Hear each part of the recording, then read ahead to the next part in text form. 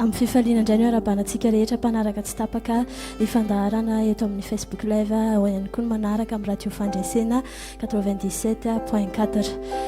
tonga amin'ny fotoana faharoa moa tsika anatin'ny fitoam-bavaky ny fiangonana chaîne ary falomerabanao manokana izay manaraka tsy tapaka n'izany fandaharana izany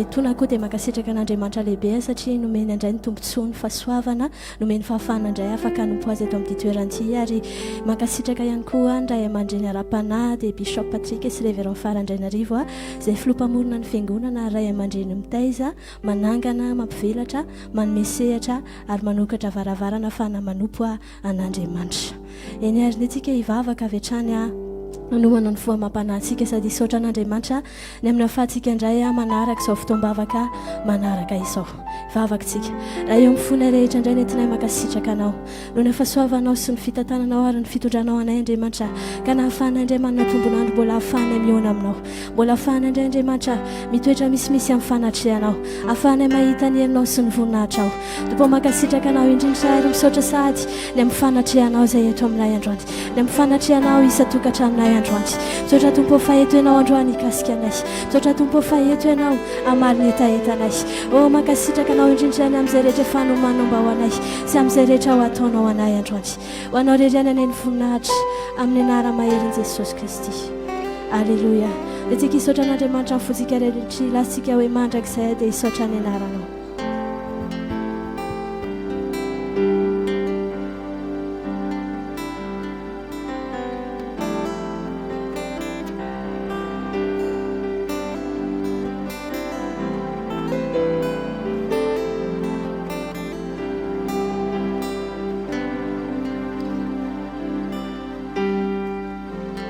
Fitiavanao dia lehibe tokoa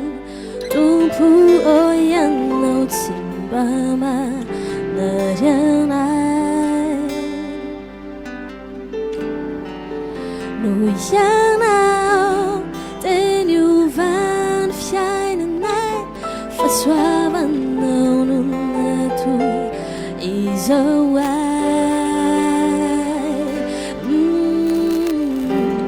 Fitiavanao dia lehibe tokoa tompo ianao tsy mba manary anay no ianao dia niovany fiainanay fahasoavanao no natoy izao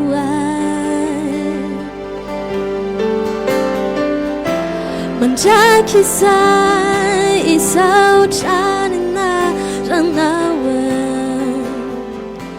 Mandraky izay hidera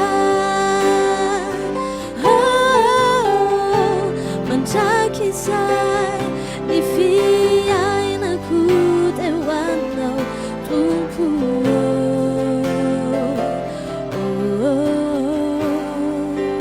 dia avetsika hatramin'ny Fitiavanao dia lehibe tokoa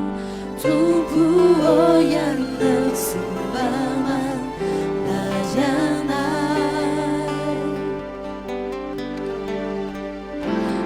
ianao dia niovany fiainanay fahasoavanao no natoy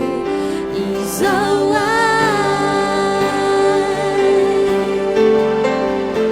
Mandraky izay hisaotrany anaranao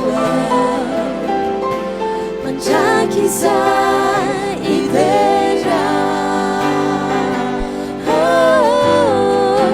Mandraky izay ny fiainako dia ho anao tompo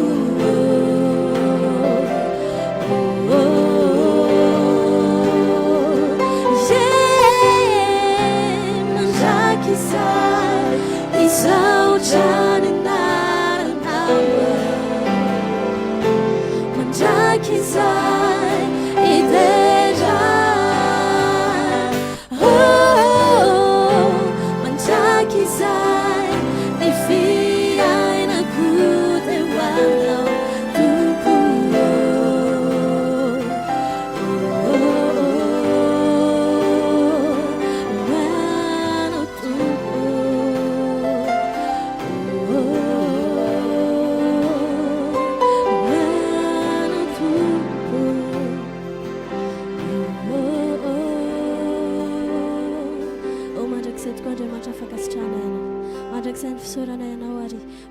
ny fidirana fa natao zay tompo hiterana natao zay ananatra ary anao zany fanandratana sy fanomezam-boninahitra rehetra sy fidirana andro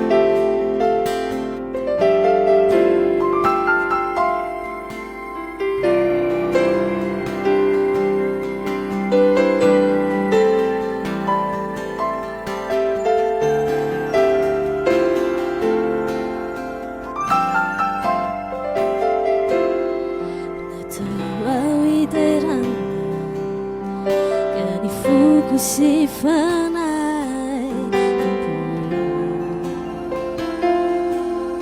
ankalazanao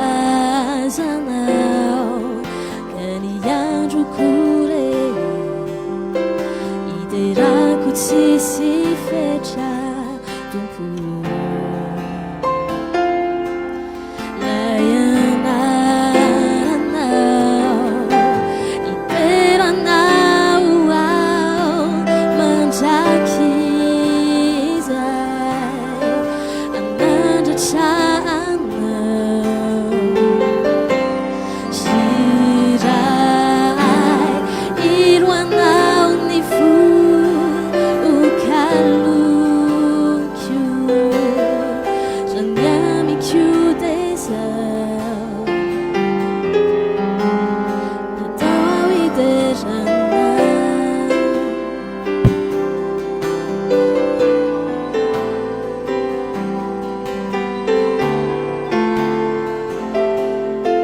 tsika hatramin'ny voalohany natao ao iterana ka ny foko sy FANAHY ankalazanao ka ny androko re iterako tsisy fetra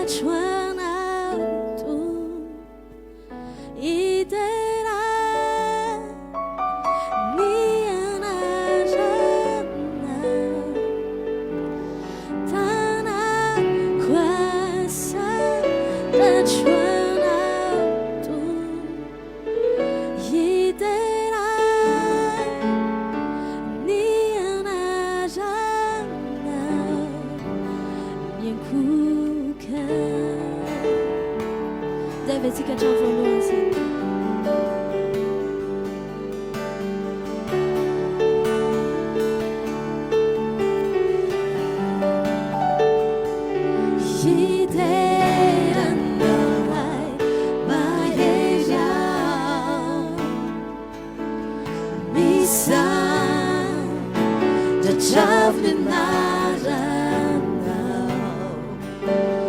Fidirana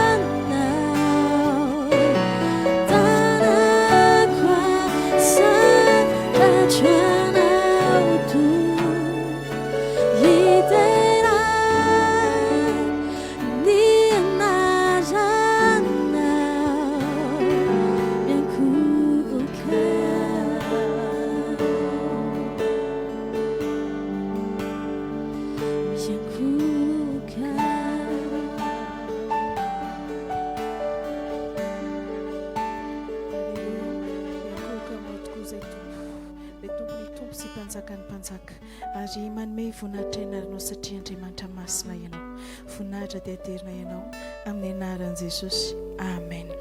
Eny ary faly miarabantsika rehetra ny tokantrano any izay manaraka ny fandaharana ao anatin'ny radio fandresena ary ihany koa manaraka ny fandaharana ao anatin'ny Facebook amin'ity maraina ity moa izay irahanao amin'ny église évangélique chaîne izany.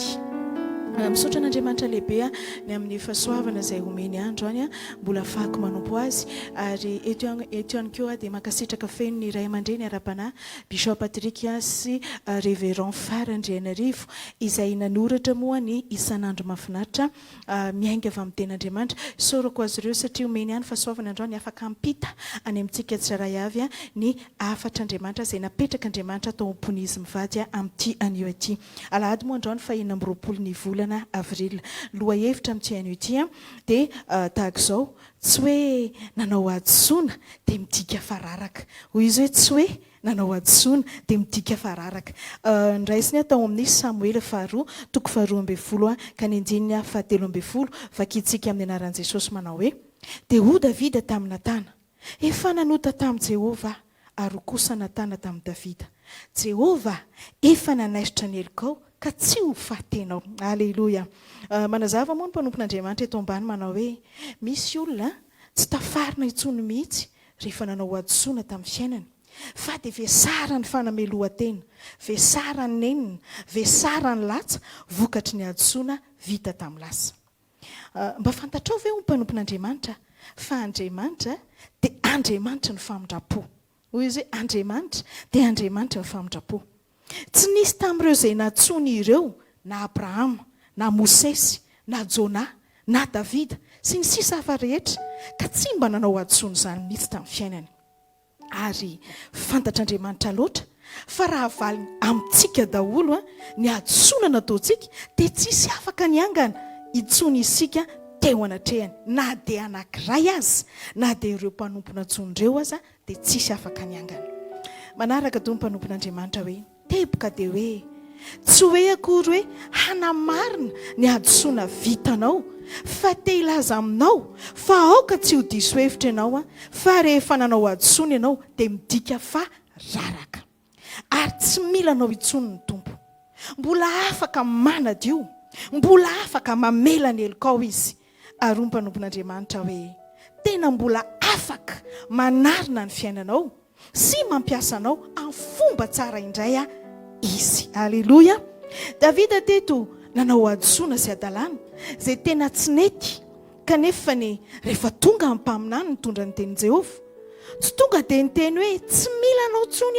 zany ve mba nataonao nefa zana aniraka anao zanefa zany sahirana nikarakaraanao hatramin'izay ekena fa nisy sazy niatra taminy ohatra ohatrany hoe ray aman-dreny mitaizany zanany fa tsy midiky zany fananary azy ny tompo. Alleloia. Enao koa anio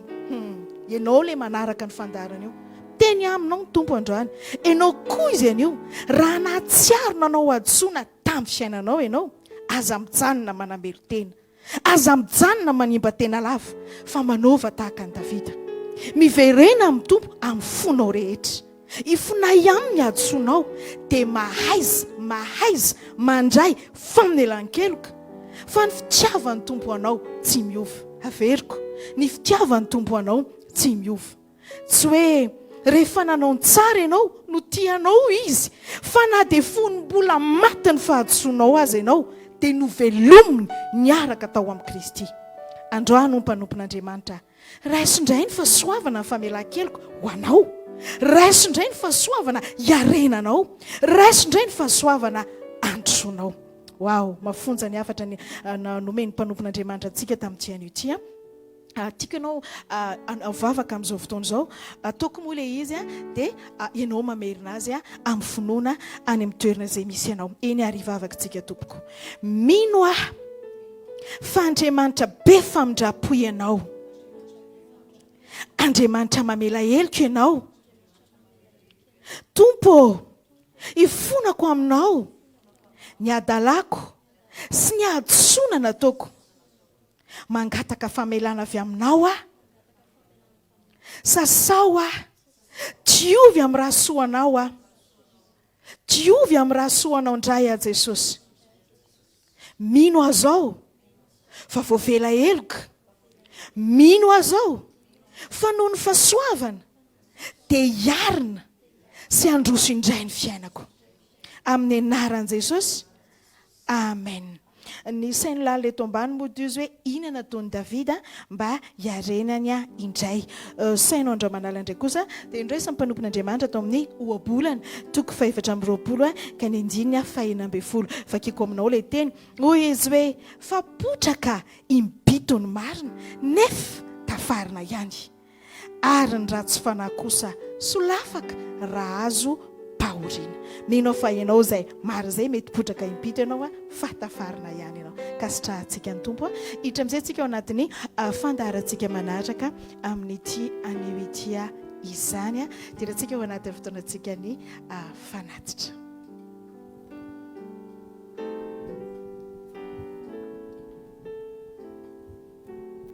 Falindray mihaona aminao any tokantrano any ary manatitra ny araba ho antsika rehetra izay manaraka ny fandaharana amin'ny onjam-peo moa zany fito amby sivifolo teboka efatra na manaraka ihany koa amin'ny tambanjotra serasera ny Facebook moa izany.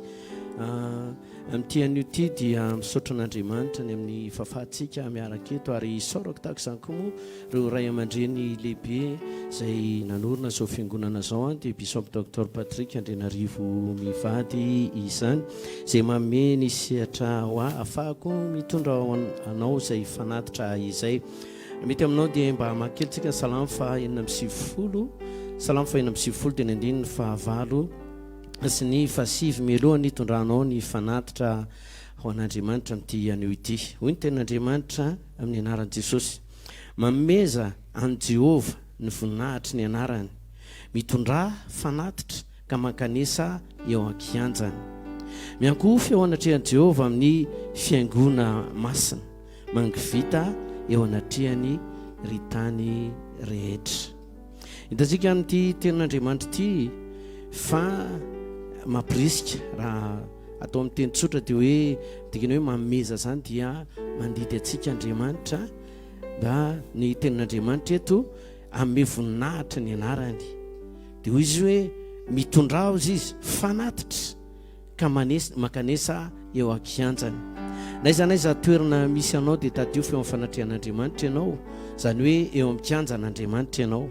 Ary rehefa tonga tahaka izany tsika tsy hoe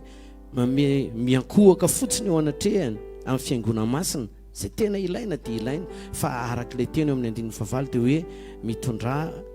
fanatitra ka mankanesa eo akianjana mampirisika anao amin'ity anio ity satria diso lehibe loatra ny andriamanitrantsika ary miendrika ny omena voninahitra izy tondra fanatitra ho an'i Jehova arak'izay tenin'Andriamanitra izay ao amin'ny reto lahara-tarobia reto moa no ahafahanao mitondra n'izany fanatitrao zany na manome ny fanatitrao na fanomezana izay omenao an'Andriamanitra amin'ity anio ity amin'ny lahara-tarobia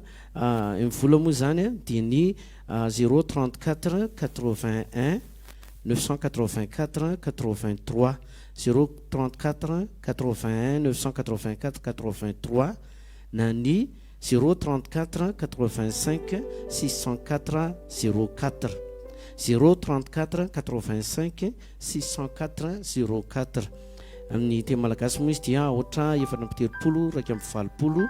4 amby valopolo sivinjato 3 amby valopolo na ny ohatra 4 amby telopolo 5 amby valopolo 4 sivinjato ohatra 4 izany raha toa ka ny airtel monnaie no andefasanao azy dia ny 033 02 092 30 averiko 033 02 092 30 na ny ohatra 3 amby telopolo ohatra 2 amby sivifolo telopolo izany raha toa ndraika ny orange monnaie no andefasanao ny fanatitrao dia ny 032 97 096 84 032 97 096 84 na ny ohatra 2 amby telopolo 7 amby sivifolo ohatra 9 amby sivifolo 4 amby valopolo ireo moa zany no entinao manatanteraka ny fanatitrao na ny voadinao ny famezana sy omenao an'Andriamanitra amin'ity anio ity ao anatin'ny fiomankomananao sy ny fandefasanao izany fanatitra zany dia iaino anaraka hira anankiray isika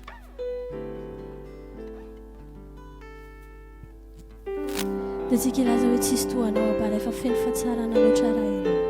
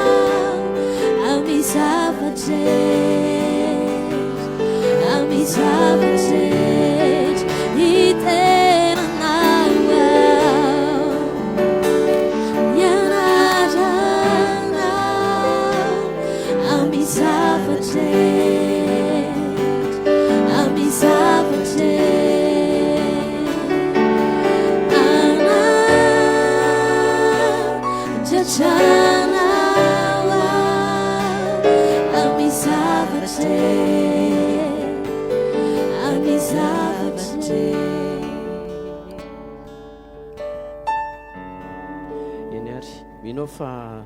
efa nanefa ny voadinao sy mifanatrao teo anatrehan'Andriamanitra ianao averiko ihany a ny laharataribia mialohan'ny vavahantsika ho an'ny fanatitra amin'ity a ny 034 81 984 83 na ny 034 85 604 04 no andefasanao ny fanatrao amin'ny alalan'ny mvola izany. Raha toa kosa RTR Monnaie dia ny 033 02 092 30 na ny ohatra telo amby telopolo ohatra roa amby sivifolo telopolo izany. Raha toa ndraika ny Orange Monnaie no andefasanao ny fanatrao dia ny 032 97 096 84 na ny ohatra roa amby telopolo fito amby sivifolo ohatra enina amby sivifolo efatra amby valopolo izany.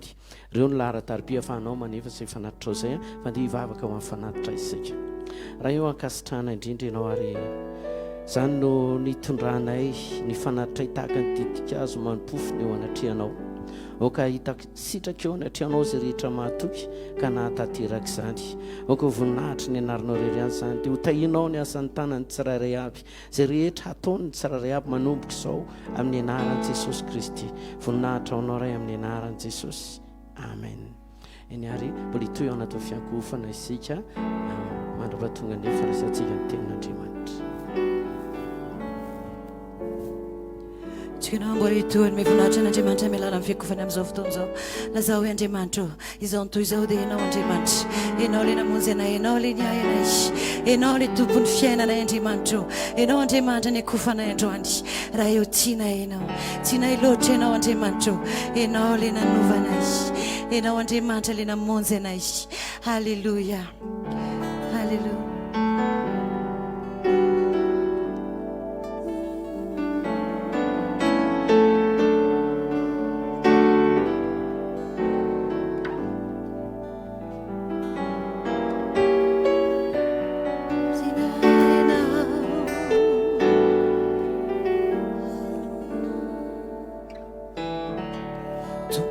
Fiaina que não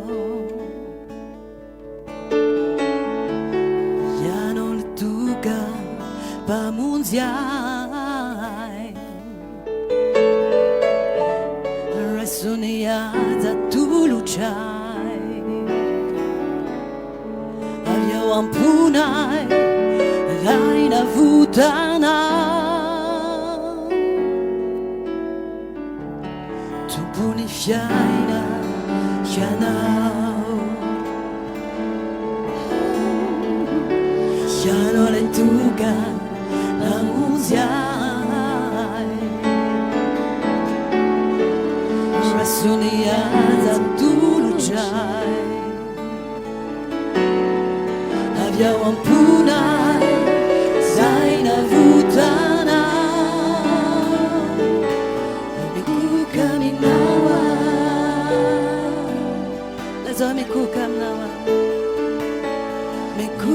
kaminawa Miku kaminawa Miku kaminawa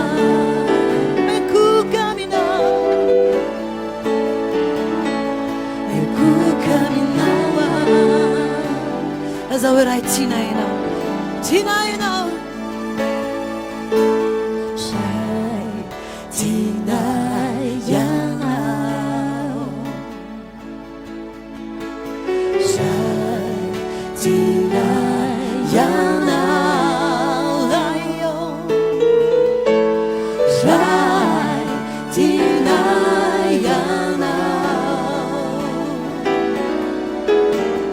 Shai Tina yana Azaberayo Tina yana Tina Shai Tina yana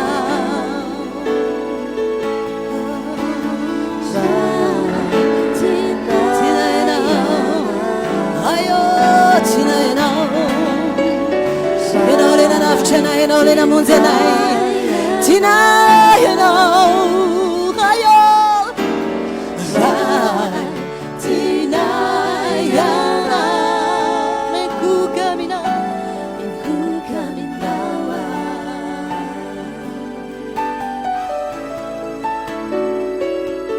Meku kaminawa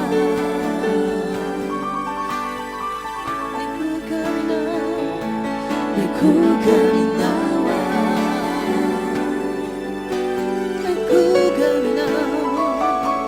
Meku kaminawa Lazo tu pun fiena quena E non le antucana na monzia Mi saucana Tu pun fiena Fiena La monzina ina Fiena la tuca La monzia Asinaza tulciai Rasuniaza tulciai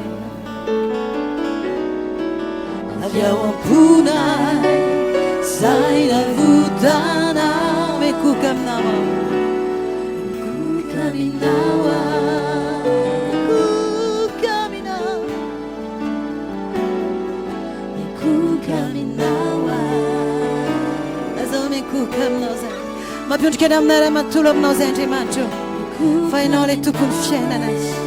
E nole na nuvan fiena nais Meku kaminawa mancho Stu zoze razzino Stu vatet kurzenge mancha razzino Oh ma più che ne amnese Fazzari inginge no fin fazzarani no Meku kaminawa Meku kaminawa La zaveraio tina ina Ayo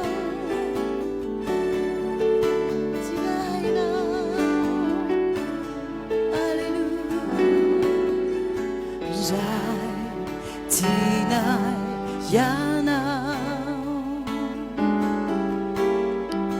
Shai Tina yana Shai Tina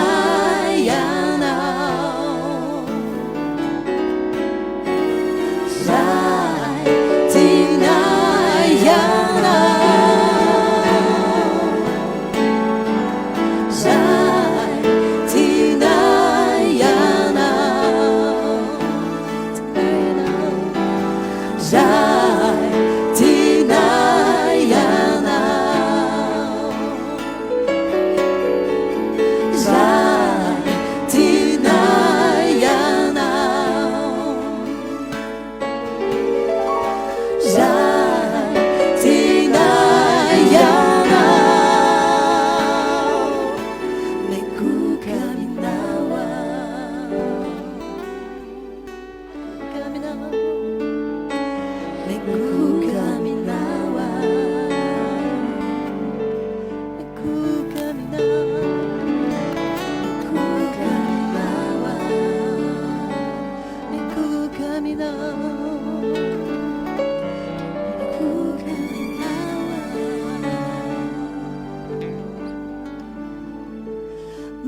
mandraky zay ianao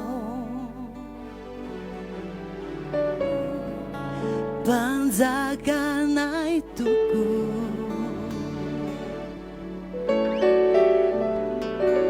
miakoky zay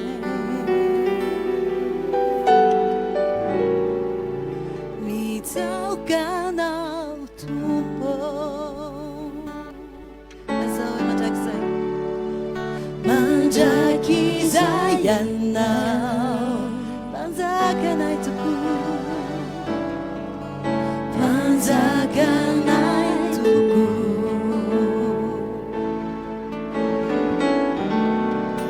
miakoky zay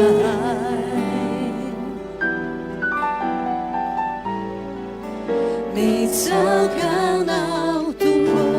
sandratsontanao de lazao mandraky zay enao mpanjakanay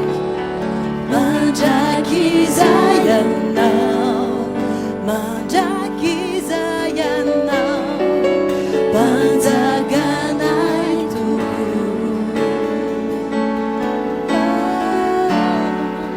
miakoky zay mitsaokanao tompo lazao mandraky zay Vavanao asarato feonao mandraky zay anao mpanjakanay mandraky zay ianao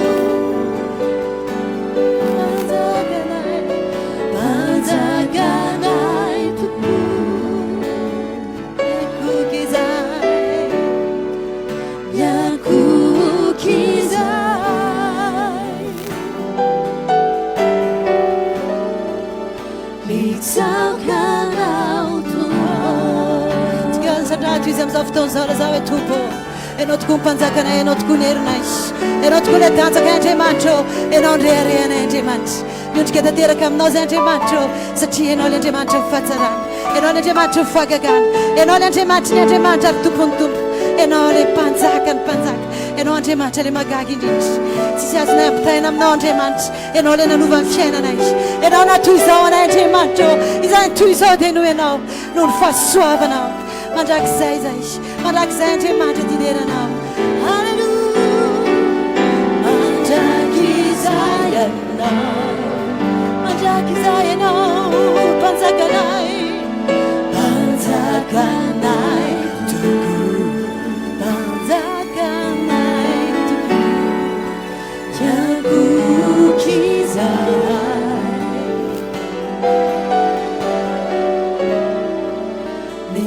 mitsaokanao tompo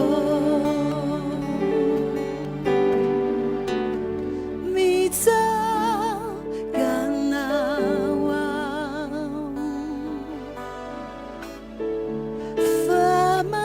famamiko indrindrianao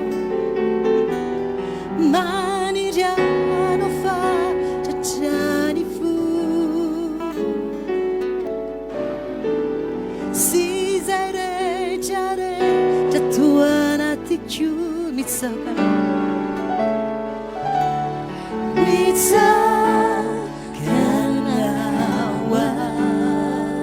famamiko indrindrianao famamiko indrindrianao maniranao loatra Andriamanitra natao anaty koramanitro milanao loatra izay Andriamanitra momba ray manontolo Andriamanitra dia miondrika aminao atsika ianao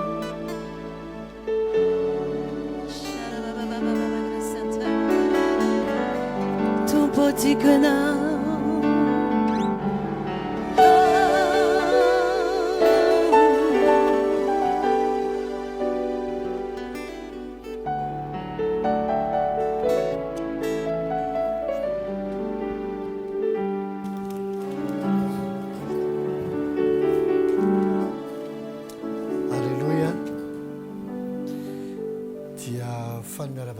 Ndray ny tenako amin'n'itian'io ity manona ny fahasoavan'Andriamanitra sy ny fitahin'Andriamanitra ho amintsika tsirairay avy. Alohan'ny rosoantsika amin'ny tenin'Andriamanitra dia hivavaka isika. ry andriamanitra rainay tsara indrindra sotranao izay noho ny amin'ny fahasoavanao sy ny fitahinao anay ka menao anay indray tombonandro amin'ity androany ity afaka miara-mivory afaka miona aminao ary indrindraindrindra andray fionana aminao ao anatin'ny teninao sotrany amin'ny fiasanao efa ny anatinay tsirairay avy ary misaotrany amin'ny zavatra izay mbola ho ataonao aminay tsirairay avy fanamasinao androany mitenena aminay meo anay fahasoavana indray izay lazainao meo anay fo misokatra indray izay lazainao ary oka ny voninahitra ao iseho amin'ny tsirairay avy amin'ny anaran'i Jesosy amen eny ary araka nefa nampahafantarina antsika rehetrarehetra moa dia anio dia alahady fanosorana izay anosorana antsika tsirairay avy amin'ny diloilo masina izany samy efa manantena avokoa isika rehetrarehetra ny fiasan'Andriamanitra lehibea amin'ny fiainantsika tsirairay avy Andriamanitra dia amianao fahafapo amin'ity androany ity any amin'ny farany toroteny dia anoranao ny tokony atao mikasika ny fanosorana fa ety am-piandohana aloha dia anazava aminao inona natao hoe ositra ohatranao izay natao hoe fanosorana diloilo ary inona no mitranga aminao sy amin'izay hosorana diloilo amin'ity androany ity motokoa ve isika no te hitady zavatra hoe ndonderanga anositra diloilo tonga amin'ny teny satsiny nareo dia mahita tao mihitsy fa le izy tsy zany fa zavatra ao anaty baiboly ilay izy izay sekret anankiray mystera anankiray izay sokafan'Andriamanitra amintsika amin'izao andro farany izao izay efa ela ny tao anaty baiboly hitanao zany andin-tsoratra masina maro no miresaka an'izany any amin'ny testamenta taloha sy aty amin'ny testamenta vaovao tsy hoe akory hoe efa laza zany fa na hoe ho an'ny israelianina ihany zany fa ho antsika rehetra ny osotry ny fanamasina tsy isy hoe ho an'ny israelianina ny osotry ny fanamasina dia ho antsika rehetra zanak'Andriamanitra ka netsika hianatra foy aloha tenin'Andriamanitra satria ny finoana dia miakatra avy amin'ny tenin'i Kristy avy amin'ny révélation izay raisinao noho izany manana fo misokatra fa ny tompo hamangy anao androany izy zavatra izay efa niresahako ihany tamin'ny fidirana teo aloha izay tsy maintsy ho averiko kely mba hazava amin'ny rehetrarehetra resakitsika mikasika ny osotry ny fanamasina oviana moa Andriamanitra no nandidi ny zanak'olombelona mba hanao an'izany ao amin'ny Exodosy toko fahatelopolo Exodosy toko fahatelopolo Andriamanitra no miteny tamin'i Mosesy ny amin'ny hanamboarany diloilo izay ho tonga diloilo fanosorana masina tahaka izao ny zavatra nitranga Exodosy fahatelopolo ka raha isika manomboka ny andininy faharoa amby roapolo izao ny vaky ny teny Jehovah ny teny tamin'i Mosesy ka nanao hoe maka zava-manitra tsara ho dia miora mitete 500 sekely sy avozomanitra atsasak'izany dia 500 amby roanjato sy sy 500 ary masina ary diloilon'ny oliva erany hina dia amboary diloilo fanosorana ho diloilo fanosorana masina zany ho zavatra aroaro asa mimpangaroaro zava-manitra ho diloilo fanosorana masina zany ary hosory amin'izany ny tranon'ilay fionana sy azy sy ny fanaovan-jiro mba ny fanaka momba azy sy ny alitara fandoroana didikazo manitra ary ny alitara fandoroana ny fanatitra hodorana mba amin'ny fanaka rehetra momba azy ary ny tavy sy ny faladiany ary amasiny ireo mba ho masina indrindra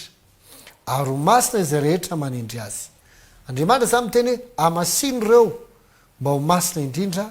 ary ho masina izay manindry azy ary hosory Arona sy ny zanany ka amasino izy mba ho mpisorona ho ary mitenena amin'ny zanak'Israely hoe ity ho diloilo fanosorana masina ho ahy hatramin'ny taranankareo faramadimy etsan'Andriamanitra dia niteny tamin'i Mosesy ny amin'ny tokony hanamboarany diloilo ho tonga diloilo fanosorana masina misy zavatra maromaro natambatra ao anaty le izy hitantsika ry amin'ny 1 ry hoe miora havozomanitra veromanitra kasi de l'huile n'oliva reo zavatra hoe no atambatra de rehefa aveo zay a amasinina de rehefa vitan'izay a vita ny fanamasinana de hosorana am'ireo ny trano lay fionana ny fanaka ny latabatra ny fanaovanjiro ny intizy teo hatramin'ny altara hatramin'ny faladiany drenretrarehetra reny ny tavy fisasana hosorana daholy mba ho masina zavatoboko hosorana zany mba ho masina de rehefa aveo koa andriamanitra teny de hosory koa arona iza moa iarona de mpisorona be zay hanao fanompompivavahana ao anatin'io tempoly io mba ho masina ozy izy zay rehetra manendry azy de ozy izy ry am'dimy faraky amy telopolo hoe ozy lazao amy zanak'Israely itiky de diloilo fanosorana masina hoay sy ny taranakareo mandrakizay zany hoe alaina diloilo de tao inony amasinina le izy satria raha tsy amasinina le diloilo de mitovy amin'ny menaka hafa rehetrarehetra satria be dabe ny karazana menaka misy ny huile d'olive misy ny huile na tournesol misy ny huile na soja misy karazana be dabe menaka fa ty anakiraha ty zany nasain'andriamanitra hamasinina amasinina mba tsy hitovy amin'ny menaka hafa rehetra na de samy huile d'olive koa aza ao an-trano de tsy voatery hitovy amin'ny menaka hafa rehetra rehefa amasinina satria ny dikany teny hoe masina de hoe miavaka zany hoe tsy ampitoviana amin'ny hafa dikany faharoa koa de hoe voatokana ho an'izy ho an'andriamanitra so atsika ary ny taranakitsika raha andray misy odiny valivolombelona nisy raha matoa anankiray izay nanana zanaka nalemy tao an-trano tsy anganongano ty fa tantara tena marina de nisy diloelo izay no amasinina avy any am-piangonana nentina tao an-trano dia fangaro tampoka ary ty menaka ty niara-mipetraka tamin'ny menaka zay fandrahokanina tao an-trano de iny no nandrahony tao an-trano sakafo ny sakafo le diloilo fanosorona zay tsy tokony nandrahoana sakafo kanefa le olona nandro sakafo tsy nalala hoe itinga le menaka zay no amasinina avy any am-piangonana de iny no nandrahony sakafo tao an-trano de ny sakafo arivo zavatra nitranga rehefa tonga ny maraina le zanak'le raha matoa zay malemy no namoan'izy mivady teo ampandrina mama tatabe le mama izy zany teny jereny iza le zazakely malemy paralysé hatramim-bola kely tsy tafatsangana tao an-trano satria izazy io ny sakafo le sakafo ariva zay nandrahoana tamin'le diloilo masina avy any am-piangonana hitanao zany te tena amin'ny fotoana mihetsika ny herin'andriamanitra hatramin'ny zavatra tsy takatry ny sainao zay tsy maneritreretinao hitranga afaka mitranga wow ka rehefa masinina le izy dia ndikan'izay atokana miavaka ohatrany ahoana ny fomba namasinana azy amin'ny alala ny vavaka zany hoe alainao le diloilo dia amasininao iny amin'ny alala ny vavaka ohatrany ahoana ny fomba namasina azy hoe de mivavaka ianao mba inona ny tranga mba andriamanitra sy ny heriny hitoetra ao anaty diloilo satria rehefa voaasina iny menaka iny le diloilo iny de ny zavatra mitranga de mitoetra ao anatin'iny ny fanan'andriamanitra sy ny heriny ao ny ilazantsika an'izany raha mamakytsika ny bokin'ny Samuela voalohany toko 5:20 Samuela voalohany toko 5:20 ka ny andiny ny 7:10 ity dia tamin'ny fotoana nanosorona ny Davida ho mpanjaka do ny ten'andriamanitra ary Samuela nandray nitandroka feny diloilo ka nanositra azy teo amin'ny rahalahy ary ny fanan'i Jehova de nilatsaka tamin'ny Davida hatramin'ny andro iny dika zay zany rehefa no amasinina zany hoe rehefa nosorany Samuela tamin'le diloilo fanosorana masina i Davida de ny baiboly hoe de nilatsaka taminy hatramin'ny ny andro iny ny fanahany Jehova dikan'izay zany rehefa amasinina le diloilo de mitoetra ao anatin'iny ny fanahan'Andriamanitra ny fanan'Andriamanitra de tsy iza fa Andriamanitra mety sarotra amin'ny saina mieritreritra zany hoe Andriamanitra ve de hipetraka anaty menaka zay menaka amina tavoangy kely eo baiboly masy de milaza fa lanitra ny seza fiandrianany ary ny tany no fitoeratongony fa mamela teny anao ao anakoa ary nieritreretanao fa andriamanitra hipetraka ao anatinao sy ao anatiko a fomba ao ny sainao zavatra ohatran'izany nisy taony davida nieritreritra namboatra tempolo goavana be ho an'andriamanitra ozy za mipetraka amin'ny lapa dia andriamanitra nefa anaty tranolay a andeha namboatra tempolo a ngeza be ho an'andriamanitra to andriamanitra trano ohatry ny ahoana namboarinao mba hoahako fa lanitra nge seza fiandrianako ary ny tany fitoeratongotro ka raha ny tany ray manontolo ny fitoeratongotro trano ohatry ny ahoana zany momby hitoerako zay trano eny ambonin'ny tany io wow mizavatra tian'andriamanitra tongavana tamin'izany dia nefa mamela teny anao tamin'ny fotoana nanositra ny tempolo ohatra mosesy tiako azavaina aminao tsara hoe andriamanitra hitoetra anaty dilo ilo tamin'ny fotoana nanositra le tempolo ohatra mosesy nosorona ny fiara ny fanekena nosorona ny altara nosorona ny latabatra nosorona ny tranolay fiona dia na zavatra mitranga lasa nipetraka tao anaty'ilay fiara ny fanekena andriamanitra fiara ny fanekena zany vatabe anankiray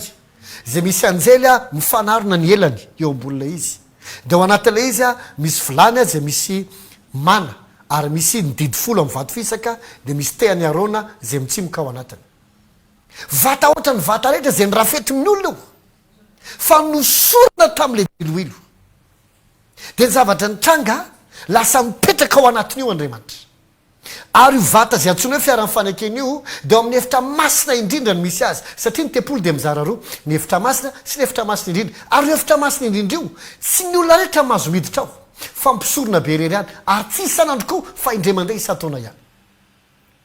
ary rehefa hitondra an'io zanak'israely ka andeha hifindra ohatra miala veto maka miteboka anankiray izy dia tsy ny olona rehetra koa mahazo mibatan'io fa ny levita zay efa nanamasy tena no mahazo mitondra an'io raha tsy zany vonon'andriamanitra ho faty dia rehefa nentina le izy dia nisy taona niapita ny ranomasina ry zareo azafady niapita ny ranony jordana ry zareo rehefa niapita ny ranony jordana izy fantatrao ny tranga zao ny tenin'andriamanitra le fiara-ny fanekena aloha asia voentin'ny mpisorona mandeha mialoha dia tsy velanelana 500 metre elanelany olona sy ny mpisorona mitondra le izy vao nanitsaka ny ranony jordana fotsiny ny mpisorona tamin'izany satria ny rano jordana tamin'izany dia niotra n'ilay lalana fandehana iny zany hoe ny déborde ny rano mbola sy tafiditra tao anatireny rano izy fa mbola ty ivela le misy rano mivoaka iny tozy baiboly dia nisitona le rano so dia niantona tahaka mibolongan-javatra nivaingana ohatra ny lanazy zany dia tsy nikorina ntsony le rano dia rehefa aveo am'veo mpisorona nandeha teo avoan'le rano dia maromaro kosa ny efa maina le tany dia aveo am'izay a ozy mizay mpisorona tamin'izany ozy mosesy hoe mandana am'izay le reo miapita rehefa tafapita tamin'ny maina ny olona dia nainga am'izay ny mpitondra ny fiara nyfanekena rehefa tafapita reo ka tsy nanitsaka ny rano intsony le mpisorona mitondra le fiara nyfanekena dia nitsonika anay le rano dia miverina nykorina mba refisaratsaina amin'izany ny zavatra surnaturel mitranga move ny tongotro mpisorona ny dada non le andriamanitra mipetraka ao anaty le vata be zay antsona hoe fiara ny fanekena mba lafisaratsaina ary vata kely ohatry zao angeza zany fa tsy ngeza be andriamanitra teny tamin'ny davida hoe trano ohatry ny ahoany amboarinao ahy mbola lehibe mbola kely noho ny trano ange ny vata nefa manina andriamanitra mipetraka ao anatin'le izy satria zay ny safidin'andriamanitra zao fotsiny condition any osory io zany hoe rehefa hosoran'io dia tsy hahan'olo-kafa intsony io fa hanahako andriamanitra amin'izay mipetraka ao anatin'io lasa manaiky hipetraka ao anatina vata andriamanitra dia tahaka izany koa hatramin'ireo altara fanodidikazomana hatramin'ny latabatra tsy azo kitikitihan'olo-poana fa tsy maintsy olo efa voaositra zany hoe mitondra ny fanandriamanitra sy ny heriny vo afaka mikitika an'io ka raha tena amiko anao hoe mofe zany andriamanitra hipetraka anaty deloilo ny valiny deheny satria raha mipetraka ato anaty fiara fanekena izy mipetraka amin'ny altara izy mipetraka amin'ny vata izy mipetraka amin'ny tafisasan-drano izy andriamanitra koa milaza fo zy deloilo io rehefa masinina dia ho anahako io dikan'izany mitoetra ao andriamanitra tsy andriamanitra fotsiny no mitoetra ao fa jesosy dia voalaza amin'ny baiboly fa nosoron'andriamanitra amin'ny asan'ny apôstôly toko 7 ozy hoe le nosoron'andriamanitra tamin'ny fanahy sy ny hery midiky zany fa ny fanan'andriamanitra sy ny heriny miara-mipetraka ao anatin'le deloilo ohatrany tsy zaka ny saina maolo zany nefa zany noho izy noho zany zany amin'ny fotoana masintsika le deloilo androany dia hosorana amin'iny ianao ny fanahin'andriamanitra sy ny heriny hidinao aminao amin'izay amangy anao amin'izay anovanao olo-kafa tanteraka amin'izay davida nge tamin'ny nosorana mbola teo amin'ny 5 na 9 taona teo eo e mbola tovolahy kely nge davida tamin'izany e fa tao arinan'io izy niady tamin'ny goliata zay efa mpiadatra amin'ny mbola kely sady lehilahy goavana sady ranjarana nangovotra teo anatrehan-daolo miaramirany israely ny elita rehetrarehetra sy ny mpiady malaza rehetra ny général sy ny commandant sy ny colonel rehetrarehetra hatramin'ny officier rehetra nangovotra ozy goliata amin'ny hoay lehilahy mahery avy aminareo aiady amiko fa raha maresa izy andevonareo zasy ny firenena rehetrarehetra fa raha resiko izy dia andevona nareo mianakavy nareo sy ny firenenareo rehetra tsy sany israely na ray azy fa davida rehefa tonga tany ny rahandady nanatra sakafo andralany satria ndralany maramila tozy davida efa izy mitabataba be io e dia io goliata ary mina tsisy samy ady aminy io fa tamin'ny mbola kely nefa mpiady nratsatanan'io nge anakenina eniny 12 ny totaliny 12 koa ny ambany 24 ny totaliny ratsatanana sy ny tongony io ny lefon'io tsy olona anakiray mibatazy fa olona roa farafakely vao mazaka ny lefon'io dia zany disy ngeza loatra goliata sarotra be ny ady amin'ny olona tahaka izany fozy davida dina nefa nomena zay maharesan'io ary mba azonao an-tsaina moa zany tosy ny olona hoe omeny mpanjaka arena be izy a dia tsy mandoa takisa tso ny fianakaviany a dia omeny mpanjaka anazy koa ny zanavavy ho vadiny ohatra mety zany resaka izany ozy davida lasana izy nanconfirme izy tamin'resaka kafa nandrapatonga ny zokina ina izy toy izy ny zokina finy nataonao aty e napetraka amin'izy ny ondry aza milingilingy fa tsy gabarianao aty ndanamody izy davida fizanga moa maninony mba manontamy fotsiny ako nandrapatonga nisy olona rehefa ndreseny davida lahatra nitondra azy nakany amin'ny saoly toy saoly tsy to anao niady amin'io satria enao mbola tovolahy 9 taona sady anao tsy maharamila akory navoaka ny davida ny CV-any ozy davida hoe ny lioana sy miberana izy taona naka ny ondry zay ny ndrasa mpanomponao fa nenjehako ny lioana izy dia nysamahako ny vavany dia nalaiko teny mbava ny zanak'ondry ozy saoly nagaga dia zao sao tsy netrety tovolahy mitantarangano ty fa nino saoly ny zavatra nyteneniny tosy saoly okary ndanao miady dia reto anaovy daholo ny fitaovako rehetrarehetra dia nampanaovina ny davida toy davida mavesatra be reto fa dy zakako aloha andeha amin'izao ianao tanao ny olo-kafa manana ny fitaovam-piadiny miatrika amin'izao andro zao manana ny armany efa manana ny armature mipetraka amin'ny fiainana hoe raha vao misy problème amitranga tiana avocat tia mpitsara tia procureur atina taxika efa mipetraka daholo sao daholo stratégie efa misy armature matanjaka be sauf tsy maharavantsika zany sa manao an'izany daholo ny olona manao business izy tatatata peraperaka daholo fo davida tsy mila an'izany fihinanao ameo mpilitra fotsiny ahako aloha mipilitra kiany napesako iny arozisiko ombanao any jehova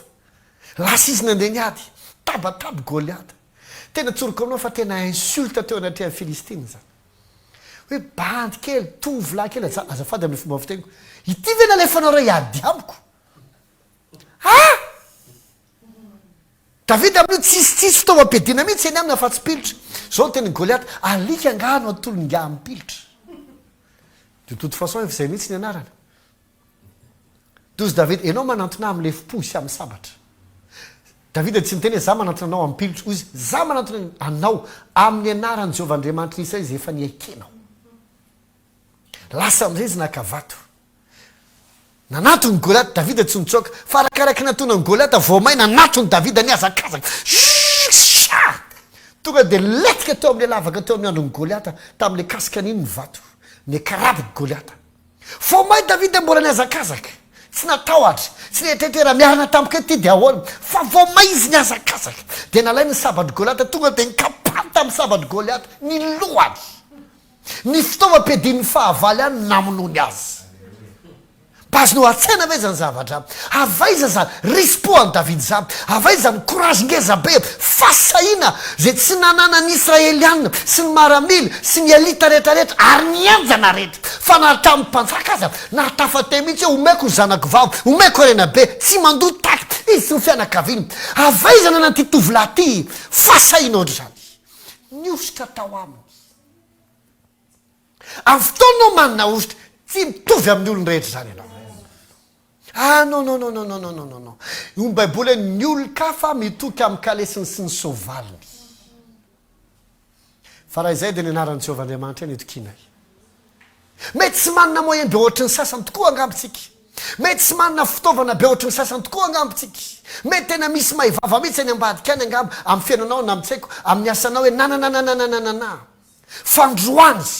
anosotranao Andriamanitra dia ho tahaka ny Davida koa ianao tsy atahotra ny fahavalo tsy atahotra ny fanambo tsy zay zavatra mampangovotra ny sasany tsy hampangovotra anao eo amin'izay mahalavo ny sasany tsy halavo anao ary eo amin'izay mapotika ny sasany tsy hapotika anao satria ny ositra dia Andriamanitra miaraka aminao hampandresanao amin'ny adinao rehetra. Dia problème antsika kristiana koa itsika ohatra mitondra tena ohatry ny loatra tsisy ninona zany nao amin'ny fotoana manana ovitra isika tsy mitovy amin'ny olona rehetra zany tsika miavaka voatokana separen'Andriamanitra mba ho azy satria Andriamanitra sy ny heriny mitoetra ao amintsika. Halleloja. Zay natao hoe ovitra herin'Andriamanitra sy fanan'Andriamanitra mipetraka ao anatinao amin'ny fotoanao hosorana baiboly mazy dia milaza ino tsara sitrapon'Andriamanitra izasy anao hosorana aza mieritreritra an'izany hoe pastera ihany no hosorana na ny evanjelisy ihany hosorana zay ve mpinotsotra dia hosorana ny valindeny ity dia dilo masina fa hosorana ho anareo sy ny taranakareo itsy teny ho ampisorona ihany nao ho atsika rehetra. Raha mamaky marika toko 5 ianao 17 rehefa nirahan Jesosy ny mpianatra dia lasa ireo rehefa ozy hoe ary niantso ny mpianatra keo aminy izy dia name azy fahefana izy dia lasa ireo nandeha nitoroteny dia ozy hoe ary ny marary 17 amin'ny marika toko 5 nosorany diloilo dia ozy ny baiboly hoe ary ny marary rehetra dia sitrany azy nana fanamaloto dia nivoaka tamin'ny fanamalotony midiky zany fa tsy mpisorona ireo nosoran'ireo fa olotsotra zay marary olotsotra misy devoly fa rehefa nosoran'ireo dia nivoaka ny devoliny ary sitrany any aretiny. Jakoba toko 5 koa dia milaza an'izany misy marary fa eo aminareo aoka izy apakalolo fiangonana fa ireo izy anositra dilo azy sady hivavaka azy amin'ny anaran'ny tompo hivavaka amin'ny finoana dia zao ny toyany ary ny fanahin'ny tompo anangana ilay marary ary ananoto izy dia avelany elona. Tsy voatery mpisorona ilay olona tsy voatery paster na evangelista na mopera na inona re koa hoe mety atsotsika azy na piara tsy voatery fa ianao olotsotra io afaka hosorana ianao ivoaka zay fanamaloto hositrany ianao ary maro ny zavatra hitranga zay anomboka ho tany saiko aminao eto manomboka izao dika zany aza mietrehitra mihitsy hoe azosozo any azo hosoro sika rehetra afaka hosorana eno tsara atramin'ny fanaka azy zay fanaka nge tsy misy sainy sady tsy misy fanahy ny latabatra angamo misy saina tsisy ange ny tranolay angamo misy saina ohatra atsika sa mitavy vatana ohatra tsika tsisy ange nefa rena sen'Andriamanitra hosorona manao na lavitra zasy ianao dika zay afaka mipetraka amintsika ny fanan'Andriamanitra sy ny heriny ho iamantsianao hoe sitrapon'Andriamanitra zasy ianao hosorona nendeo vakitsika ny boky mpitoro-teny toko 7 mpitoro-teny toko 7 ka ny andiny ny fahavalo mpitoro-teny toko 7 andiny ny fahavalo dia resaka amin'izay tsika ny asany ositra hoy izy aoka ho fotsy mandrakariva ny fitafianao ary aoka tsy ho diso menaka ny lohanao. Important be zany mato mpitoro-teny dia boky hosoratany Solomona dia lehilahy endry ary tsisy endry tahaka azy zao nambara le fahendrena aoka tsy ho diso menaka ny lohanao. Misy antony lehibe dia lehibe matozy milaza n'izany. Ande boky salamo izy dia milaza halanao ny eloka afatianao ny fahamarinina dia Andriamanitra nanosy diloilo anao dilo fifaliana mihoatra no ny rahalahanao rehetra na ny namanao rehetra. Dika zay zany amin'ny fotoan'Andriamanitra manositra anao tsy mitovy amin'ny sasany intsony ianao. Zay zavatra mihitsy ny iriko androany ho atsika rehetra na kely na lehibe ho avan'Andriamanitra amin'izay ianao. Halleloja. Fa inona no mitranga rehefa hosorana ianao hitatsika teo fa midina amintsika ny fanan'Andriamanitra sy ny heriny. Rehefa midina aminao ny fanamasina midina aminao ve izy aka vakansa sa inona ataony. Joba toko 4 ka ny andiny ny 7 Joba toko 4 ka ny andiny ny 7 la boska hita lebronde. Halleluja. Zao lazay ny tenin'Andriamanitra ny fanany no mahatsara tareny lanitra ny tanany mitomboka mena rana mandositra aveliko fanondroany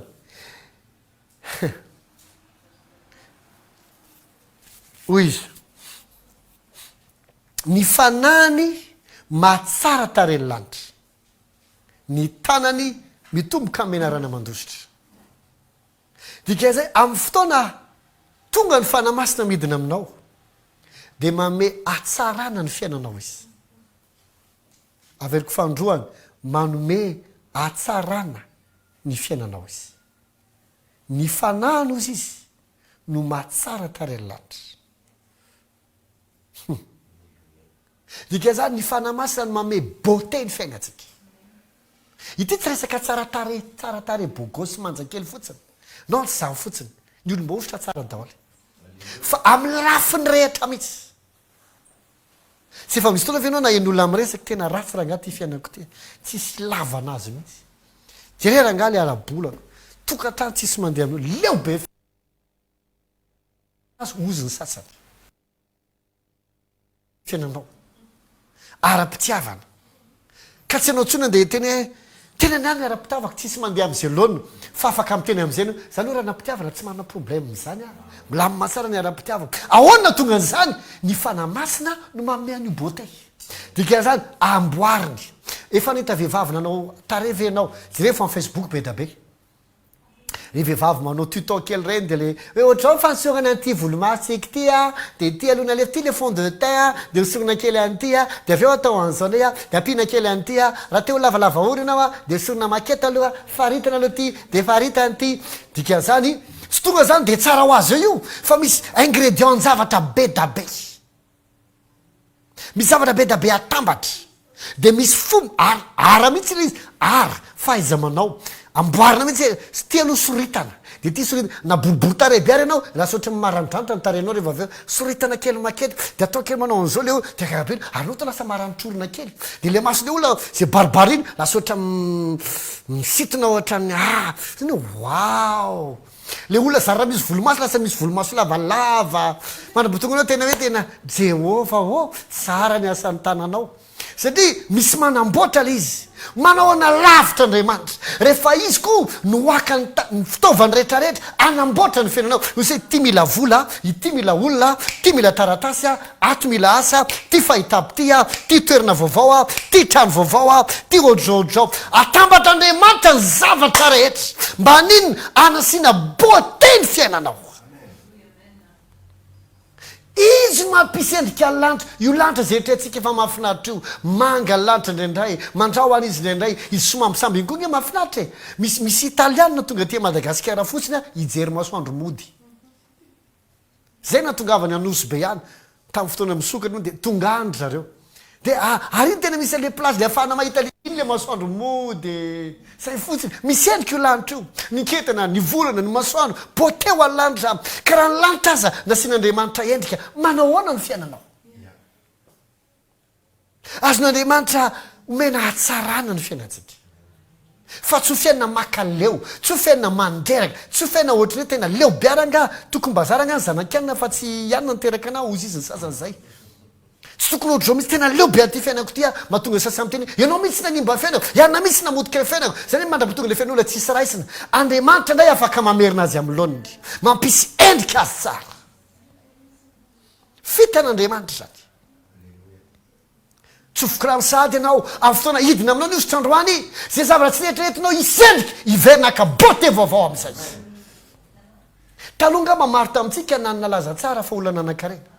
nanana laza tsara fa tena natokantrano mahafinaritra mety sady ravany arenanao rava ny tokantranonao ny olona rehetra nikisaka taminao satria ny ombo mahitsy le lafiny namany tsola zany e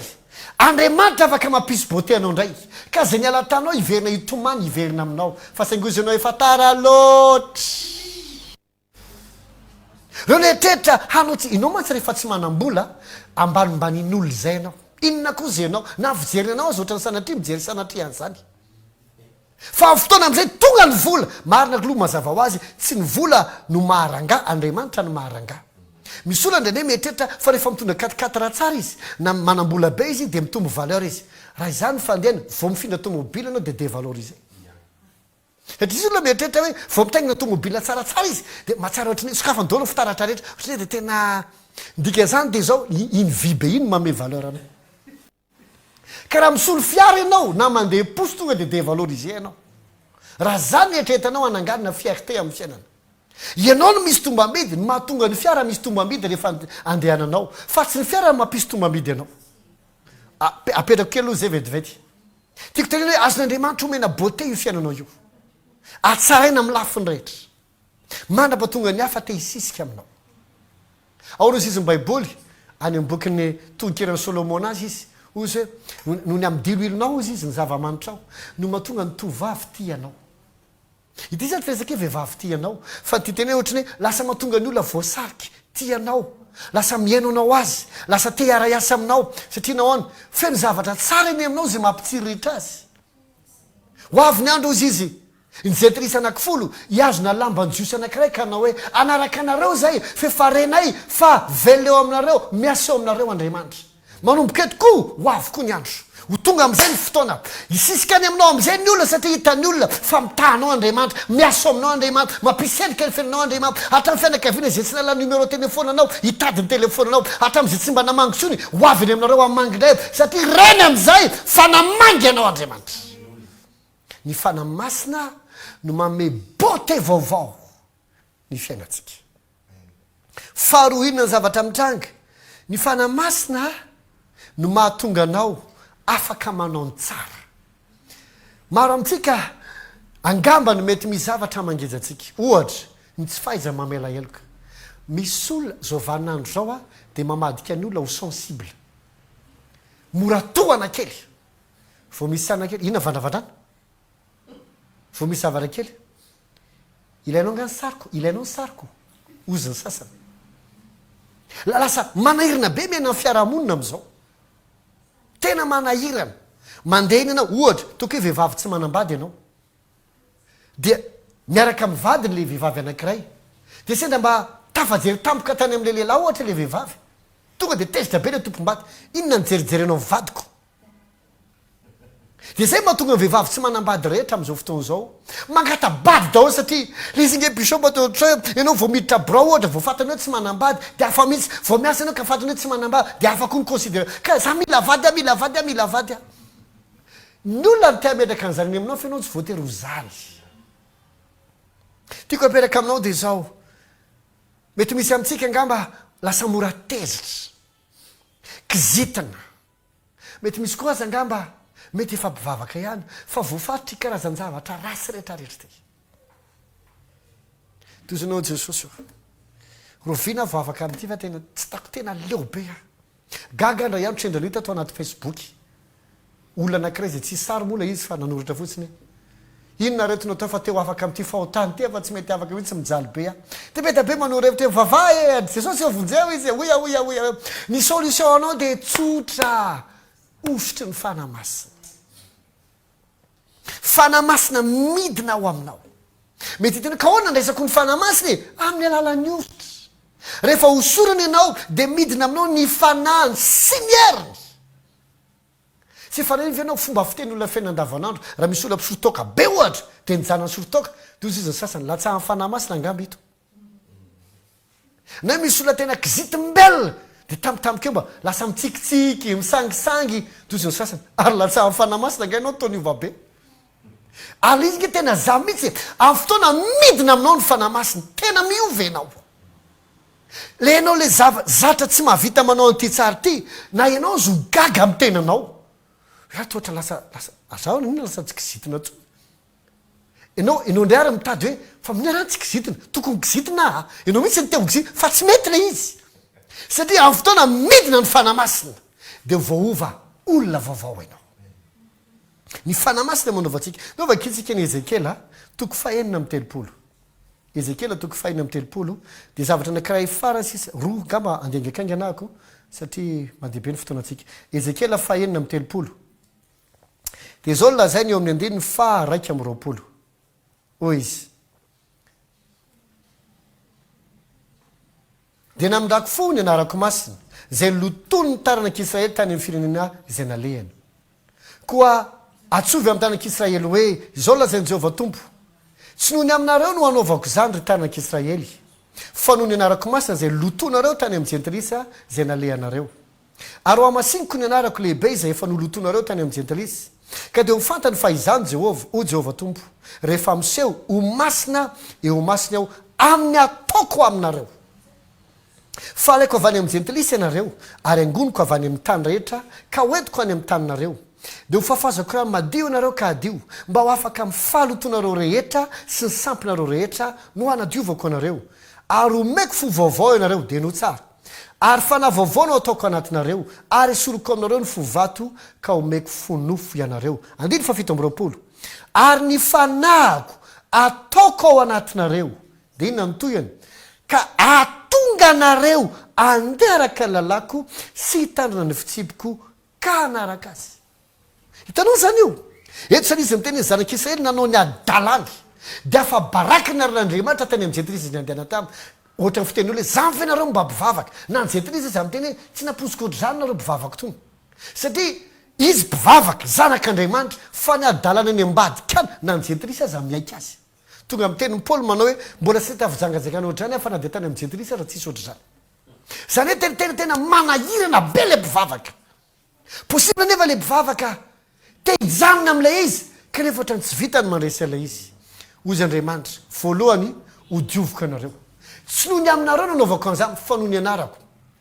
dia isehony amin'ny jentilisa hoy Andriamanitra asehoko azy fa masinahako amin'ny fomba hoana amin'ny anadiovako anareo dika zay zany le olona tsy mahay miaina fahamasinany ity lasa mahay miaina fahamasinana tampokeo ahoana ny apossible an'izany hoy ny 7 ataoko ao aminareo ny fanahiko dia inona ataony fanahy masina dia izy hatonga anareo andeha araka ny lalako sy hitandrina ny fitsiboka anaraka azy dika zay le olona tsy afaka miaina amin'ny tenin'Andriamanitra tsy mahavita mitandrina zay lazain'Andriamanitra lasa sarotra ho azy le izy tsy lasa sarotra intsony le izy fa fotoana midina ao amin'ilay olona ny fanahy masina dia ny fanahy masina no mahatonga azy mahavita la izy ohatra ny ahoany natongavan'izany ositra ny ositra zay vao marina aminao le teny hoe latsaha amin'ny fanahy masina angaza toy izy fa teny zay mihitsy no hitranga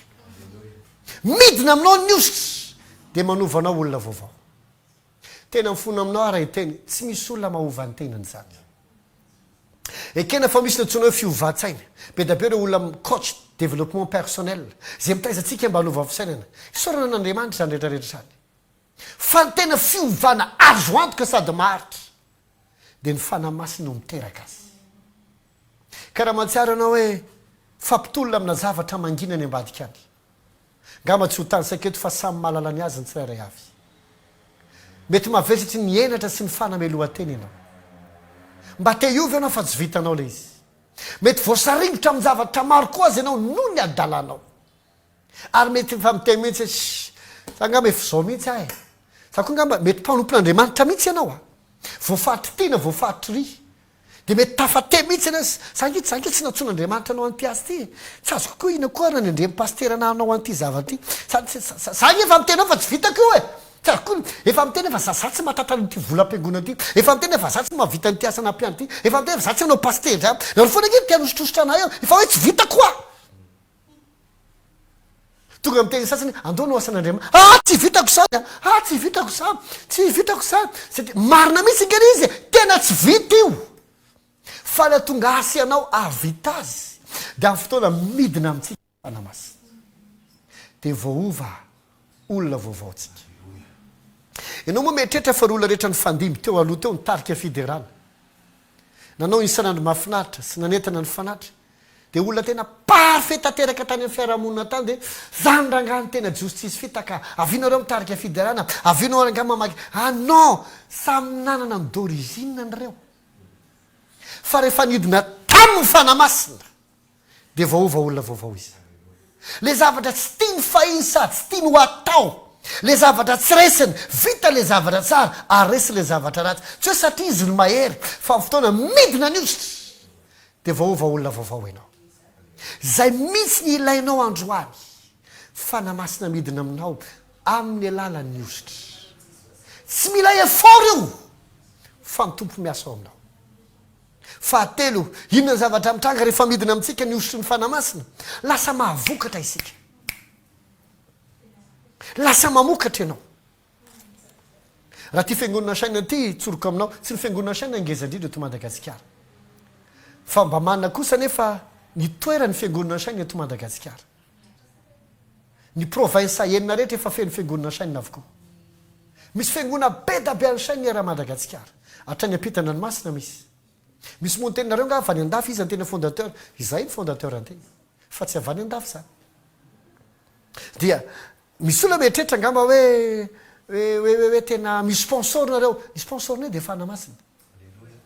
raha izaho manokana tena ampaneritreteny ny tenako anao tsy nampoziko lasa ohatr' zao ty azy ty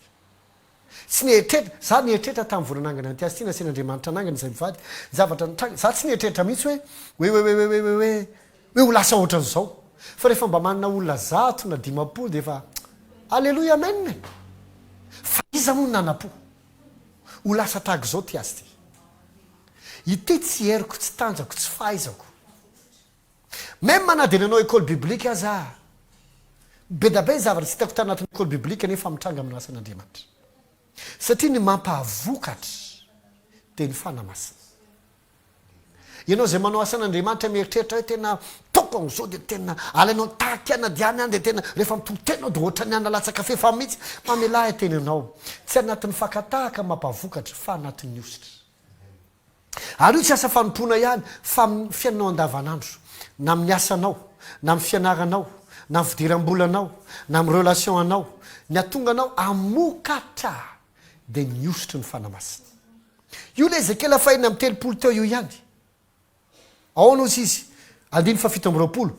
ary ny fanako ataoko anatinareo ka atonganareo andeha araky lalako sy hitandra ny fitsipika anaraka azy 17 ary olona ny amin'ny tany zay nomeko ny razanareo ianareo ka oloka ianareo ary zaho Andriamanitra reo dia vonjeko ho afaka amin'ny fahalotonareo rehetra ianareo dia no tsara hoy izy antsoko sy ataoko vokatra ny vary ary tsy anaterako mosary intsony ianareo ary ataoko vokatra koa ny voankazo sy ny vokatry ny sa mba tsy ho voalatsa ny jentilisa amin'ny mosary intsony ianareo dika zany tapitra eto ny fandatsan'ny olona anao amin'ny fangataham-bola lava fa anomboka amin'izay ny ositra edina ny fanamasina do zay tsy avelako tsonareo ola tsy anjentilisa mosary fa antsoko vokatra ny varinareo tsofoka ny sady ianao amokatra be amin'ny anaran'i Jesosy amokatra hevitra amokatra vision amokatra relation tsara amokatra tetikasa tsara ary amokatra vola be amokatra fifandraisana goavana tsara amin'ny anaran'i Jesosy tsofoka ny amokatra ny fanomponao amokatra paster amokatra evangeliste amokatra apôstôly amokatra mpaminany amokatra mpiandry amokatra olona anoka tena ho an'Andriamanitra ary hitatra ny herina Madagasikara satria ny ampita dranomasina ary anendrika ny kontinanta 10 fanomponao tsofoka no amin'izany ianao amin'ny anaran'i Jesosy ozy atsoko vokatra amin'izay ny tany ny vary afaka mamokatra amin'izay anao zany ao arinany ty ositry ty amin'ny fotoana voaositra ianao tozy ny baiboly hoe ary dia nilatsaka tamin'ny Davida ny fanany Jehovah tamin'iny andro iny ihany amin'ny fotoana hosorona androany dia latsaka aminao koa ny fanany Jehovah amin'ity andro androany ty ihany dia anomboka havokatra ianao zay tsy maneritreretinao ahitana vokatra ahita vokatra amin'izay ianao ahita vokatra amin'izay ianao tapitra ny fotoana antsika na dia mbola betsaka aza ny zavatra tiako ho zaraina fa hoy aho mantsy anao hoe ny fanamasina no mame endrika ny fiainanao na marary azy ianao androany azo ny fanamasina tao manaisotra ny aretin'io ka mameanao fahasalamana inao ve tsy mahita fa ny olona rehefa marary dia miaratsy tare na izy mengeza be mampatahotra na izy mahikely tolana mandendeha korotana tamin'ny poziny fa fanamasina manasitrana sady mame beauté vaovao anao mety misy amintsika angamba taizana aretina toso-dra miakamidina voavizana kely dia lazo zao mila 3 andro voatafarina morarera davo marary foana ny amin'ny faladianao any lamosinao tsy mahavitanao mipetraka ela tsy mahavitanao mijoro ela ohatrany tsy mahazakanao tsony mojanao sy ny lamosinao androany ny fanamasina amenao beauté vaovao anasitrana sy ampatanjaka hatramin'ny tolanao fanamasina fanamasina rehefa hosorana ianao dia hidina aminao izy anenika anao izy amin'ity androany ty. Mino fa voaranao ny ten'Andriamanitra hivavaka isika. Ny vavaka voalohany dia zao, ny atonga anao ho tonga zanak'Andriamanitra, mba hitoetra aminao tokoa ny fanahy masina androany. Satria izay tsy manana ny fanahy Kristy dia tsy azy. Androany raisy Jesosy dia hitoetra aminao izy androany. Tianao izy ary vonina anadio anao afaka amin'ny lotonao rehetra. Raha mino anao fa mato anao Jesosy ara-nitsangana tamaty, amela leloka sy amenao fiainana, tiakanao amena zao vavaka izao. Naiza naiza misy anao, ataovy amin'ny fonao rehetra, Jesosy Kristy tompo. Mino afaty ahy ianao. Mamela ny heliko rehetra Jesosy. Sasao amin'ny ranao ambady io. Dia midira atao anatiko androany. Fianao akeko tompo sy Andriamanitra ary anompo anao ahy amin'ny androko sisa rehetra.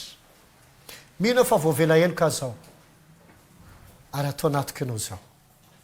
Misaotra Jesosy. Amen. Irosika sy vetivety ary amin'ny fano fivavahantsika anamasintsika zao le diloilo. Ho anareo izay napita an-dranomasina any na eto Madagasikara, mety tany amin'ny toerana izay tsy misy fiangonana saina no misy anao manaraka an'ity fanarana ity, ka mety afaka naka diloilo tany ianao. Ka amanamasina izay diloilo io aminao tsika androany, mba ny fanahy ny tompo sy ny heriny hitoetra ao anatin'izany. Raha diloilo fa hivavaka isika. Raha eo amin'ny anaran'i Jesosy Kristy, amasina eto anatrianao reto diloilo rehetrarehetra reto. Nizaniza amin'ny tonga diloilo eto anatrianao zao. Tsy hitovy amin'ny diloilo hafa rehetra intsony. Fa ankehitriny ny fanahinao sy ny herinao hitoetra ao anatin'izany.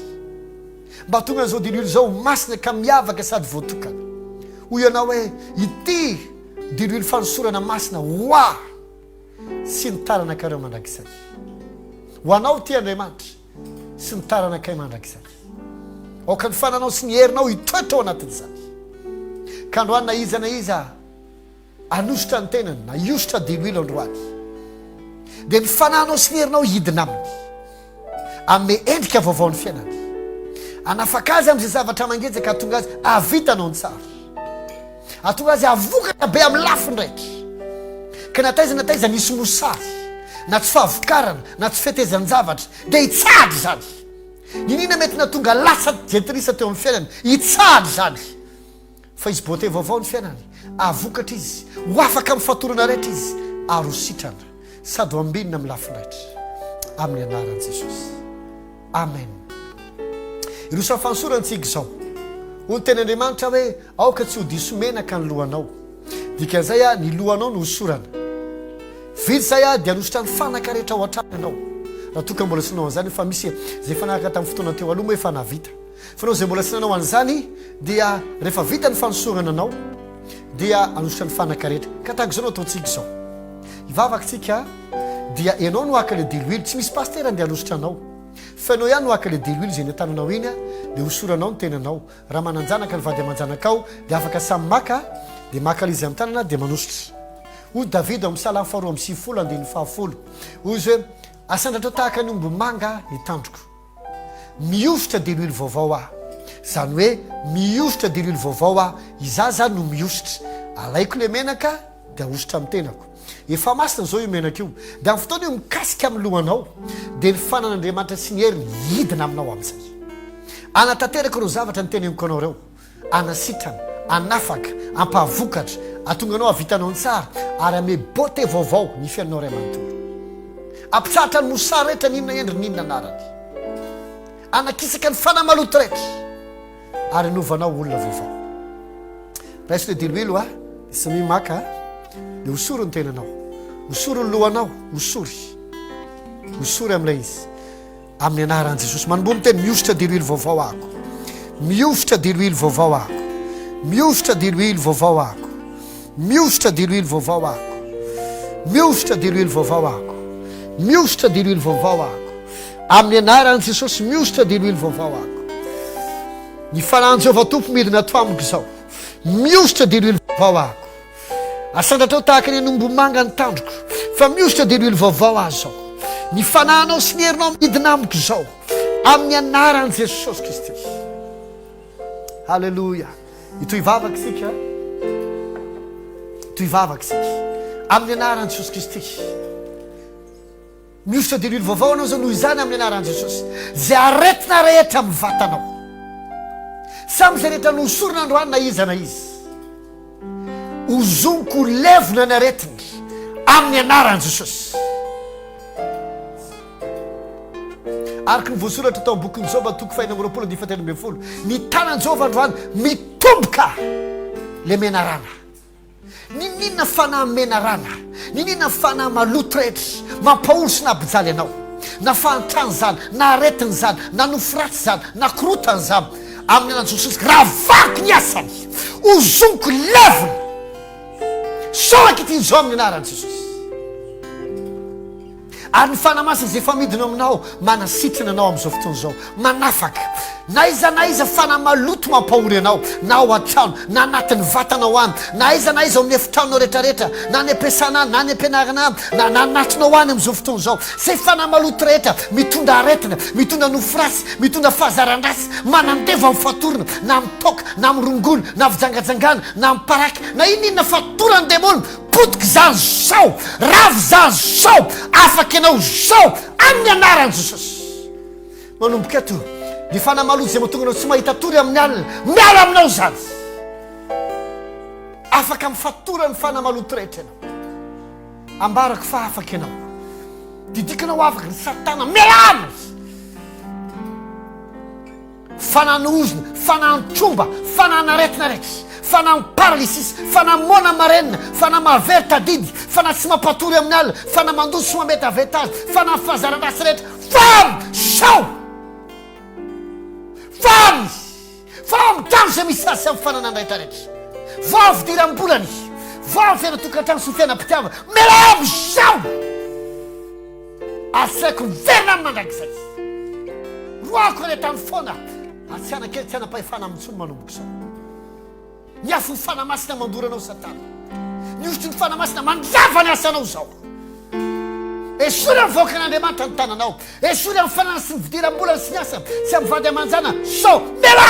asaiko miverina amin'ny mandrakizay amin'ny anaran'i Jesosy didiko ny fifanaisana rava rehetra ilamina na miray aman-dreny zanaka na mpivady na mpiray tapo na mpianaka sy ny rafozana na mpiasa sy ny mpampiasa zay fanahy maloto mitondra fikorotanana mikisaka zany ary didiko miverina fihavanana ambarako sitrana ny marary rehetra nininona aretina nininona endriny sy anarany hatramin'ny kely indrindra ka hatramin'izay verinao ho sarotra indrindra na hatramin'ny olona malemy mona tsy afa-mietsika tsy afa-miteny sitran'izany zao didikanao hitsangana zay malemy rehetra tsy afa-mitsangana mitsangana amin'izay raha tsy afa-mietsika ny tanao ainjiro amin'izay problema na tension rehetrarehetra mitsady zany zao verina madio ny fahitany zay rehetra tsy mana maso mazava tsara madio ny fahitany masonao mandre tsara ny sofinao manjavona ny kambotena sy ny kambon'orona rehetra ny hémoroïde rehetra manjavona ny kista rehetra manjavona didiko ny fonao iverina normal miala ny gros cœur rehetrarehetra ny palpitation rehetrarehetra mitsahatra ny aretina mba vony ny aretina amin'ny avokavoka sy ny fahasiapolona rehetra ny aretina anatin'ny raha anatin'ny ozitra sy ny taolona manjavony zany ary sitrany ianao sitrana amin'ny anaran'i Jesosy fanahy masina amin'izao fotoana zao mitondra fanasitrana anatinao mamela ny vatanao mety maty rehetra mamela ny vatanao ray manontolo mamela ny fidiram-bolanao mamela ny fifanaisanao sitranao ary vela salama amin'ny anaran'i Jesosy didiko ny asanao iroborobo ny vola miantona rehetra aloha aminao amin'izay zay vola efa very tany ambadika tamy tsy rehetraretina tsony ho tafaverina na ohatrinina na ohatrinina na 4 milliard na 4 euro na 4 dollar aoka ny anjely hietsika amin'ny anaran'i Jesosy didiko ny anjely hietsika ny anjely ny fahagagana ny anjely ny restauration amin'ny anaran'i Jesosy akan'izany vola rehetrarehetra zany na efa maty hatramin'ilay olona azy didiko ny vola averina aminao zay nangalarin'ny olona averina aminao amin'ny anaran'i Jesosy na tsy ny olona azy namerina azy ny anjeliny Jehova mamerina azy na ohatrinina na iza na izy restauration famerenana amilony famerenana amilony ranora pitahina midina aminao ranora pitahina midina aminao ranora ny fahavokarina midina aminao niositry ny fahavokarina midina aminao ambaraka fa misokatra ny varavarana ho amin'ny asanao ho amin'ny tetika asanao ho amin'ny financement tediavinao ho amin'ny projet anao amin'ny anaran'i Jesosy Kristy ho amin'ny client lehibe matanjaka sady tsara didiko fa ambaraka miroborobo ny asanao na ny falomponao na inona mandroso zany miamaro zany ka mitatra amin'ny anaran'i Jesosy esorina ny mosary aterina ny fahavokarana amin'ny anaran'i Jesosy ino efa vaova olona vaovao ianao zao miery ny fanamasina mihetsika ao aminao ino ny tahotra ny Jehovah andeha ho alohanao anakisaka ny fahavalo rehetra mampalalaka ny alehanao izy ary mampahavokatra anao amin'ny ataonao rehetra mamenao ny hery izy zao anaovanao ny tsara afahanao mifeny fihetsem-ponao amin'izay afaka mitoka sy ny rongony sy ny falotona rehetra ianao tsy tia ny zantsonao na ny fofony ary madio anao amin'ny anaran'i Jesosy amin'ny olona zay nahavoasaringotra anao io sy natafiditra anao io manonona vahaolana surnaturel ho anao Andriamanitra miditra tsehatra ho anao manokana mamonjy ny vaosina izy izy mikasa ampahory anao Andriamanitra mahalifaty azy fa zava-marina amin'Andriamanitra ny amalifam-pahoriana zay mampahory anao na izana izy amin'ny anaran'i Jesosy soda tompo tikana anao mikaiteny nifotry ny fanamasina dia miasa amiko vaova olona vaovao azao afaka anao ny tsara amin'izay ahako afaka anao ny marina miaina fahamasina sy ny fahadiovana ambinina amin'izay misy bote vaovao ny fiainako endrika tsara amin'ny fanompoko endrika tsara amin'ny arabolako endrika tsara amin'ny fiainam-pitiavako endrika tsara amin'ny tokantrano endrika tsara amin'ny fianarako sy ny asako endrika tsara amin'ny fifandraisana amin'ny anaran'i Jesosy verina misy bote vaovao ny fiainako halleluja amin'ny anaran'i Jesosy madio zasy ny ankonako ambinina amin'ny anaran'i Jesosy sady mahavokatra misaotra Jesosy halleluja saotra Jesosy raha maraina ataovy zay tsy vitanao amin'izay fa efa manasitrana anao ny tompo